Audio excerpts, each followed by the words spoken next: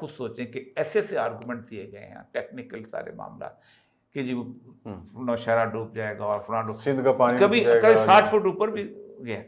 फिर और दूसरी चीज़ ये होती है कि हम हर साल जब हमारे यहाँ फ्लड आता है तो हम हमेशा इंडिया पे ब्लेम लगा देते हैं कि आप इंडिया पानी नहीं छोड़ेगा तो क्या करेगा।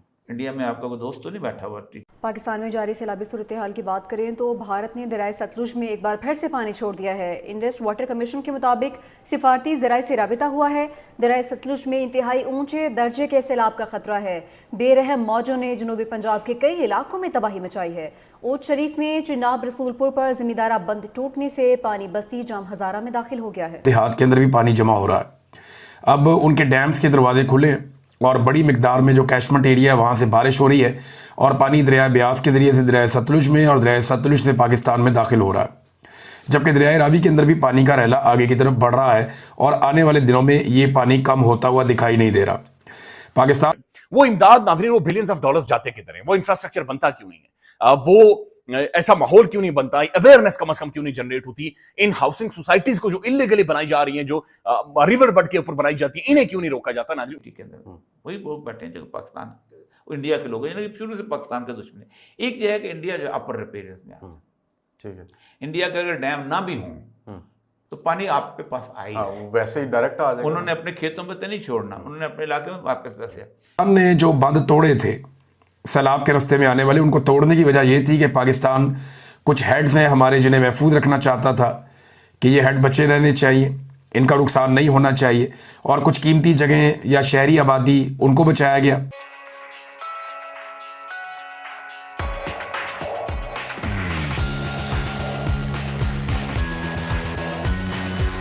फिर उन्होंने जो रिसोर्सेज बनाए हुए हैं वो उनको कितनी देर तक उसको संभाल के रख सकते हैं, कितना पानी की अब रफ्तार ज़्यादा हो गई है क्योंकि क्लाइमेट चेंज, जैसे आपने पहले नाम लिया कि ग्लेशियर्स हैं, ग्लेशियर्स पिघल रहे हैं। दुनिया की सबसे बड़ी जो मसला है दुनिया का यही है कि ओजोन लेयर के सुराख के बाद, और ये इंटरनेशनल जिम्मेदारी बनती है उन मुल्कों की जिन्होंने फैक्ट्रियाँ लगाई, जिनकी सबसे ज़्यादा जीडीपी है। जीडीपी नहीं, फैक्ट्रियाँ, CFC कहाँ से आया?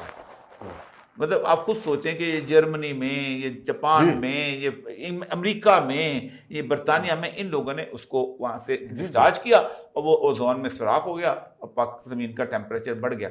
अब हमें वो कहते हैं तुम दरख्त लगाओ, खुद नहीं लगाते। डोनाल्ड ट्रंप साहब ने वो भी COP का जो होता था उसमें से भी वो निकल गए। अब अच्छा, एक तो ये उसने कहा कि मैं ये नहीं, ये मैं इसमें नहीं आता, रुपये नहीं देना। वो कहता है कि इसका फायदा जो है वो अपना चीन को होता है, 1 अरब तो मैं को खर्च करूँ। ओ भाई, उसके लिए जुर्म तुम्हारा है। वो जो खातून जो थी नॉर्वे की, जो उसने वहां तकरीर की थी जिसमें उसने बहुत नाराज हुआ था, उसने कहा जुर्म तुम्हारा है, जमीन तुमने बर्बाद की, फैक्ट्रियां तुमने लगाई, यहाँ पर लोगों के लिए तुम्हारे दरख्त काट के तुमने पेपर इंडस्ट्रीज बनाई। आप सोचें कभी ये जाएं, इसका जर्मनी का जो रिवर है, रिवर जो है वो आपको पेपर इंडस्ट्रीज के साथ उसके आलूदा किए हुए बिल्कुल आपने लगाए। फिर दुनिया जहान से आप लकड़ी उठा के अपने संदलवुड इंडिया से उठाओ तो फलाना उठाओ, ये सब कुछ आपने किया और आप अब हमारे ऊपर कहते हैं। तो पाकिस्तान में ये हुआ है कि 1951 से लेके आज तक not a single serious thought. आप खुद सोचें कि ये जो यहाँ से अगर आप मुख्तलिफ इलाकों के अंदर से ये पानी जो है इसके अब झीलें ही बनाते जाते हैं फ्लड वाटर की। अब होता क्या है, फ्लड वाटर के अंदर करते जाएं कि उसके साथ मट्टी आती है। दुनिया में समझा जाता है कि जो सैलाब की मट्टी आती है दुनिया में सबसे जरखेज मट्टी होती है। अच्छा, हाँ, यानी इसीलिए डिफरेंट जगहों से वो विर्जिन अच्छा वर्जिन सॉइल के अंदर ताकत होती है, इसको खाद की जरूरत नहीं होती। अब उसकी ड्रेजिंग करके वो मिट्टी किसी और जगह पे डाल सकते थे और बहुत कुछ कर सकते, लेकिन हमने नहीं किया। हमने तो इवन पेरेनियल फ्लो के जो वाटर्स हैं, मतलब आप खुद सोचें कि ये जो दरिया हैं ये सिंध में दाखिल होते हैं पंजनद पे जाके, ठीक है, हेड पंजनद, ठीक है। पंजनद से पहले इनको सिर्फ ये नहीं होता कि रावी जो है वो इंडिया से आ रहा है, रावी इंडिया में इतनी सी छोटी सी झील से निकलता है, लेकिन उसके अंदर छोटे छोटे दरिया मिलते मिलते मिलते मिलते मिलते मिलते उसको एक बहुत बड़ा दरिया बना देते हैं। इसीलिए कभी आप जाके इंडस को देखें, ऊपर माइटी इंडस को कहते हैं, ऊपर जाके देखें जब उसके खपलू के पास और सियाचिन के पास आपको छोटी सी नदी सी नजर आएगी, लेकिन उसके साथ जैसे वो शिगर का दरिया मिलता है, जैसे स्कर्दू का दरिया मिलता है, जैसे फिर सबसे बात सबसे बड़ी बात है काबुल का दरिया जब आके मिलता है इसके ऊपर अटक के पास, तो इंडस के थोड़ा, और जब वो उसको पजनत पे आता है तो बहुत बड़ा दरिया बनता है। चनाब को आप देख लें, चनाब हैडर मराला में आके ऊपर से आ रहा होता है तभी आके मिलता है। तो ये सारे दरिया तो आपके साथ थे, नाले, नदी नाले छोटे छोटे, ये कहीं से बिम्बर मिल रहा है, कहीं से एक मिल रही है डेक, इनको किसने आके फ्लड वाटर को मैनेज करना था? आपको पानी की कदर नहीं थी, आपने पानी आज तक जाने देता है। बलूचिस्तान के वो खुश्क इलाके, ईरान में जाके देख लें, अफगानिस्तान के हेलमंद में जाके देख लें, आपको नजर आएगा कि रेगिस्तान के अंदर उन्होंने बाकायदा जो नखलस्तान आबाद किए, ऐसे आबाद किए। ये सारे के सारे आप इतने बड़े बड़े जो खाते हैं ना सर्दी और गर्मी, आप देखें रेगिस्तान के ऊपर वो सिंपल उस पर फैला देते हैं बीज, और ऊपर से बारिश आती है, उस हिस्से पर मीलों लंबी लंबी पालेदात उसको कहते हैं बलोची के अंदर, हमारे यहाँ बेलें कहते हैं इसकी वो। तो एक तो ये है कि इसकी किसी तौर पर भी कोई प्लानिंग हुई ही नहीं। और देही इलाकों में पानी छोड़ा गया, खेतों में पानी छोड़ा गया, बहुत सारी फसलें और किसानों का बड़ा नुकसान हुआ उसकी वजह से। बाद औक़ात बड़े लोगों की जागीरें और मिलें भी अपनी बचाई गई। मरीम नवाज ने दावा किया कि मेरी को फैक्ट्री मिल होती तो मैं उसको डबो देती और आवाम को बचा लेती, लेकिन दूसरी तरफ लोग सबूतों के साथ वीडियोस डाल रहे हैं कि शरीफ ख़ानदान की शुगर मिल को बचाने के लिए कैसे किसानों की और आम लोगों की ज़मीनें और घर डबो दिए गए हैं। बाकायदा लोग वीडियोस बना के दिखा रहे हैं, ये कोई ऐसे मजाक नहीं है कि किसी ने मुंह से कह दिया, लोग सबूत दिखा रहे हैं कि ये बंद बांधे गए हैं, स्पेशली अभी बांधे गए हैं शरीफ ख़ानदान की शुगर मिल को बचाने के लिए, जबकि बाकी इलाके जो है उनकी तरफ बंद तोड़े गए हैं ताकि पानी वहाँ पे जाए और वो इलाके डूब जाए।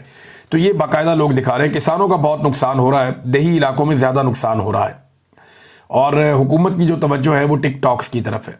मैं आपको एक तस्वीर दिखाता हूँ, ये तस्वीर आप ज़रा गौर से देखें। इस तस्वीर में पूरी एक कहानी है, ये देखें।